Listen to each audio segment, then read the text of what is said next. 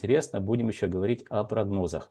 Итак, перед вами карта города Днепр. В разрезе административных районах, класс социальное жилье. Видим, что здесь недвижимость подешевела на 0,37% за месяц. Что, друзья, бросается в глаза? Бросается в глаза, что наибольше всего подешевела недвижимость. Неудивительно, Самарский район. Ну, у меня там, кстати, родственники до войны жили, то есть это достаточно такой жилой массив, где много промышленных зданий. Ну, в общем, знаете, что жилые массивы, спальные массивы, они, как правило, да, не сильно там бюджетно назовем недвижимость, так и здесь. Самарский район, он самый недорогой, и, естественно, подешевела недвижимость здесь наибольше всего за месяц, минус 0,42%. Ну и наименьше всего подешевела недвижимость, это тоже неудивительно, конечно же, в центральных районах. Один из центральных районов — это Соборный район. Здесь всего лишь подешевела недвижимость на 0,31%. Следующий слайд, друзья, появился благодаря вам, где вы мне на протяжении многих, так сказать, ну, лет уже, наверное, да, я YouTube-канал веду достаточно давно, писали: Андрей, что произошло с недвижимостью за время войны? На примере класса социального жилья, самого большого класса рынка недвижимости, давайте разберемся. Я сделал такое вот исследование длиною почти в 4 года и 5-6 месяцев, да, война сколько у нас идет. Итак, что мы видим? Поквартальные исследования. Война началась в 2022 году, 24 февраля. Стоимость квадратного метра, класс социальное жилье, $626 за квадратный метр. Первый год войны интенсивно снижалась стоимость квадратного метра, порядка там 9-10%. Можете посчитать, реперные точки присутствуют. Второй год войны, друзья, здесь стоимость квадратного метра снижалась незначительно, но динамика снижения присутствовала. Третий год войны наиболее всего подешевела недвижимость, друзья. Где-то порядка 14-15%, реперные точки есть, вы можете это все посмотреть. И, о чудо, на четвертый год войны, по-моему, второго квартала, также это июнь месяц, мы увидели динамику роста.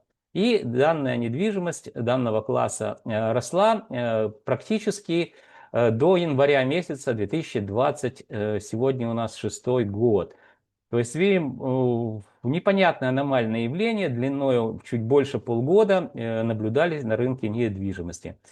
Ну и сейчас мы видим, что линия, кривая линия, еще называется линия тренда, я ее аппроксимирую, то есть сглаживаю вот так, показывает нам динамику снижения. Мы видим, что с февраля месяца, в общем-то, рынок недвижимости стал вести себя адекватно. Ну, в прифронтовом городе по-другому не может вести себя недвижимость. Итак, подводя итоги, внизу таблица Excel посчитал за нас. В целом, сравнивая, естественно, начало войны, это март 2022 год, это у нас какой первый квартал, с вторым кварталом, с июнем 2026 года стоимость квадратного метра снизилась на 13,74%, ну на 14% можно округлить больше в сторону. Вот именно так, друзья, себя ведет рынок недвижимости и никак по-другому. И те, кто мне пишет: Андрей, да это все неправда, рынок растет, и как пирожки горячие там продают квартиры. Друзья, ну я как бы с вами общаюсь как с взрослыми людьми, показываю исследования, показываю цифры, объясняю методологию, которую применяю. А когда мне про пирожки говорят, то я понимаю, что, может быть, этим специалистам лучше и правда продавать пирожки, а не заниматься там продажей чего-то, что называется недвижимостью. Итак, друзья, переходим к следующему слайду. Очень кратко о том, что произошло с арендой. Внизу мы видим, что аренда выросла за квартал, а тут сравниваем первый квартал 2026 года со вторым кварталом, на 2,68%. Это очень много. Будем дальше разбираться, друзья, в конце видео, когда перед прогнозами я обязательно вернусь к аренде. Итак, следующий слайд. Здесь мы говорим о вторичном рынке квартиры эконом-комфорт бизнес-класс. Снижение минус 0,25%, что вполне, в общем-то, закономерно для прифронтового города.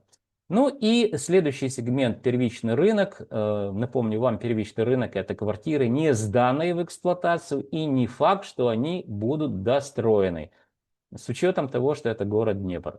Ну, как и город Харьков, друзья, как и город Сумы, все прифронтовые города, они подвержены одному внешнему фактору. Внешний фактор – это война, которая, в общем-то, не делает людей богаче, счастливее. Естественно, люди, наоборот, бегут, бросая свои квартиры.